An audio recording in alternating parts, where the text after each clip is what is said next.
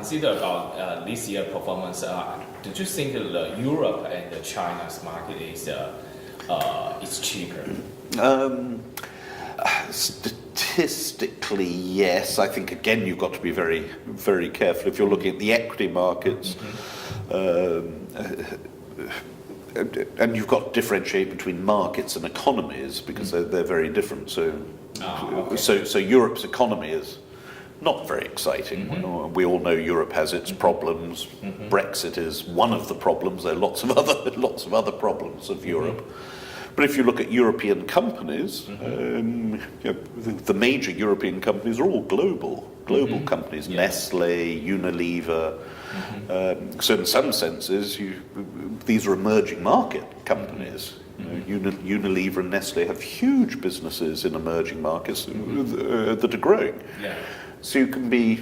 It's hard to be positive about Europe economically and say, "Wow, it's a growth region," as economies. But within Europe, the companies can be very exciting. Some of them, primarily those with a more international exposure. So I think one can be positive on investment in European equities.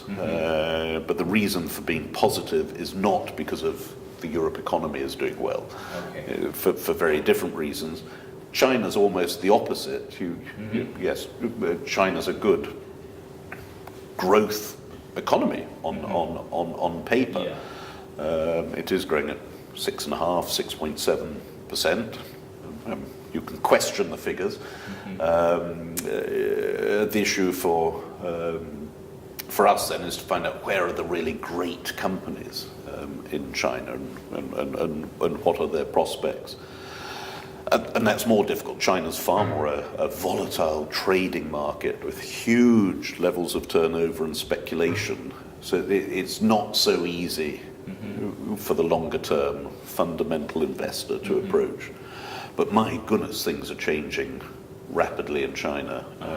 China learns very, very quickly. The companies develop tremendously quickly and leapfrog others.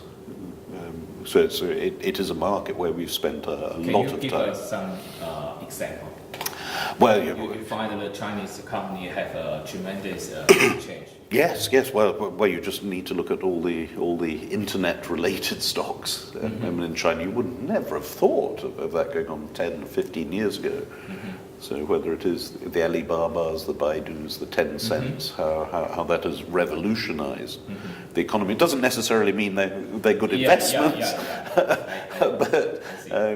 but when you see the changes there, and then the more sort of rust belt, if you like, stocks in China, the steel companies and so on, not doing so well. So traditional manufacturing is at the moment not doing so well because wages have increased dramatically, and of course the economy is not terribly exciting in the global sense, as far as China being the factory of the world. I think I'll talk about Japan. A lot of worry about Japan because you can see a lot of good company in this market, but the market is very bad because I think a strong yen. And what's your opinion about it? Well, I'm not sure it's as bad as you would portray. I think Japan is changing slowly, and it's certainly been reluctant to change. And I wouldn't be a great fan of Abenomics, so the QE policies of Abe have not worked as they were meant to work. But some of the third arrow of what he's been doing is more interesting for us on the corporate side, whereas forcing corporates to do better things, so share buybacks occurring, corporate governance changes. Some of the reforms coming through there are very good and long overdue, and still, of course, too slow. Fund managers always want things to happen overnight. The reality of the world is that things don't happen overnight. They always take time. There is value being released in Japan.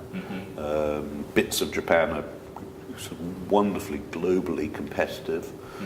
Valuations again in Japan, it's a very deep market. So if you do your homework in small caps in particular, you can find some real hidden gems tucked away in weird and wonderful places, sort of well out of Tokyo.